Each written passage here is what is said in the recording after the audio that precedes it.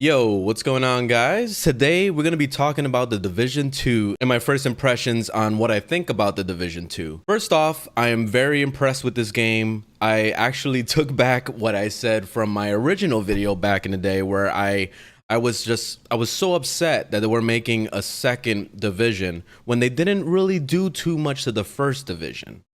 Personally, I feel like they did a lot of the great changes in this Division 2 that should have been done in the first game, and I'm kind of sour to that because I really loved New York, and I really wanted to go back to the Division 1 and be able to like relive New York with these nice changes in the Division 2. But I guess we're not gonna see that. So pretty much the Division 1 is dead and we're playing the Division 2 now. Overall though, I'm very impressed with the game and the way it plays and everything. First off, we got to talk about the story. The story is very lackluster. It just feels so bleh. It's the same crap you've probably seen in every video game in the past. It's the, oh, we gotta go save the world from all these terrorist type of people just hanging out and holding back stuff. I had a mission yesterday that I did. It was a side mission. These missions, the way they're built and everything and the storytelling within them is just so weird and so petty and stupid. Like there was one mission I was trying to like turn the valves on to this to the water so that we can have fresh flowing water into the city or whatever. Well, these terrorist people are like taking over this area and they're trying so hard to like kill me, to stop me from turning on the water because they're that petty that they want to keep water away from people. You know, like it's such a stupid concept in these storylines, and then the voice acting on top of it is just so terrible. Like it just seems like they just hired some random person from the street. They say, hey yo, you want to make 50 bucks real quick? What do I gotta do? I just want you to voice act in some of these games. Look, all you gotta do is just read the script right here. Just read the script. That's all you gotta do. That's pretty much what it feels like. It just feels like I don't know. It's just so terrible. I have gotten to the point where I just skip the cutscenes because I don't even care anymore. Now, the graphics. The graphics is really good, especially the amount of detail in the world. They did a lot of what they did in the first division, where you just see a lot of stuff on the floor. It just looks very apocalyptic. It looks good, especially like, Washington, D.C., the monuments and stuff. Like everything looks really nice. The issue, though, is that on the PlayStation, for some reason, which this is going to be all based on PlayStation 4, by the way. I don't know if I mentioned that earlier, but for some reason on the PlayStation, it has this whole like texture pop-up issue where it's like sometimes you're running in the world and then you'll see the buildings start popping up in the background and then you'll see like the trees slowly loading and stuff. Like that is pretty terrible. I wish that maybe they put more emphasis on like trying to load that stuff up, especially when the loading times sometimes are kind of ridiculous in the beginning. You would expect all that stuff to load up, but sometimes you'll go through a whole like 2-minute, 3-minute long load screen for it to still load up crappy textures, so that's the only thing that just kind of really blows. But overall though, once it actually loads up, it looks beautiful. Everything looks great. It's pretty awesome. As far as PvP, I really haven't had too much play in the PvP yet because I've been just so focused on trying to level. But I did do some of those conflict modes, which is basically like the Call of Duty style, just matches type of thing. And it's actually really well done. I like the team aspect with it, which I wasn't really communicating with my teammates as far as like microphones and all that. Everybody else didn't even have microphones, so it was whatever. But we were still able to like really like counter people and like try to like figure out ways of flanking and all that. Like it felt good. The PvP feels really nice with this normalization. This is something that I wish was in the first game, but of course they didn't do that. That's why I'm just that's the only thing that I'm really upset about, is that I wish that the first game had this kind of love and attention. It would have been so much better for them to just make this as an expansion rather than to make this as a full-blown sequel. But the PvP is actually really well done. Okay, so to pretty much just conclude the video here, the cons, the graphics pop-up issue. That thing, I don't know. I hope that this can be patched out in the future, maybe updated or something.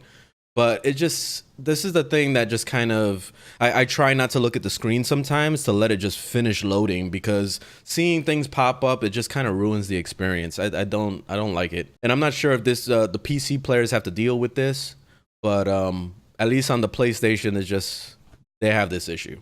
The story, as you already know, it just, in my opinion, it just sucks. I really don't like the story. I've gotten to the point of just skipping the cutscenes because I don't even want to see them anymore, because the voice acting is just so terrible in this game. And everything they have to say is all the typical shit you've heard in every video game in the past. So it's nothing new. And bullet sponges are back. There's still bullet sponges in the game, especially if you play on like a hard mode or anything like that. Like, you're going to be shooting like 5 or 6 clips into one guy just to kill him. It's pretty, I guess it's expected, because this is a looter shooter, and this is a game where you're gonna be trying to get better gear and trying to get better equipment to be able to handle killing the guys that are bullet sponges. But I guess it remains to be seen what the end game is gonna be like once we actually get to that. I haven't got to that yet. And for the pros, the gameplay is solid. I really love the tactics in this game. It's just, it feels really good to be able to like jump into cover and then try to figure out how to flank an enemy and to do all these things. Like, it feels like what I wish Rainbow Six would go back to, into feeling like you're actually putting tactics into play. I don't really like Rainbow Six Siege because it feels like you need to understand the whole layout of the whole house before you understand how to play this game. That's why I didn't like Rainbow Six Siege. It's too big of a learning curve. In this game, it feels like you can kind of just, just figuring out how to flank and figuring out how to like, outplay an enemy. It definitely feels good, and it definitely makes you feel like almost like a SWAT team kind of guy. Like it just feels good. I like it. The graphics and world detail is still extremely good, regardless of that issue of the pop-up.